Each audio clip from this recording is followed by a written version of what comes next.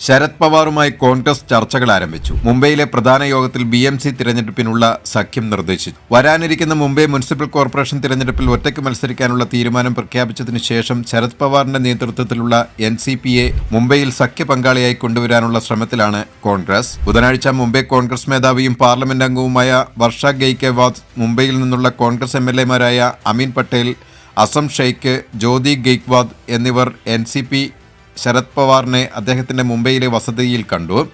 NCP നേതാവ് സുപ്രിയ സുലൈഖയും സന്നിഹിതയായിരുന്നു. വരാനിരിക്കുന്ന BMC തിരഞ്ഞെടുപ്പിനായി Mumbai Congress പ്രതിനിധി സംഘം ഒരു ഔപചാരിക സഖ്യം നിർദ്ദേശിച്ചു മുന്നോട്ട് വന്നു. NCP തങ്ങളുടെ സ്വാഭാവിക സഖ്യ പങ്കാളിയാണെന്നും അവരുമായി കൈകോർക്കണമെന്നും പവാറിനോട് പറഞ്ഞു. ഈ നിർദ്ദേശം വിശദമായി ചർച്ച ചെയ്യുന്നതിനായി അടുത്തയാഴ്ച കോൺഗ്രസ് പ്രതിനിധി സംഘവും NCP മുംബൈ പ്രസിഡന്റും തമ്മിൽ കൂടിക്കാഴ്ച നടത്താൻ ശരത് പവാർ വിളിച്ചിട്ടുണ്ടെന്നും വൃത്തങ്ങൾ അറിയിച്ചു.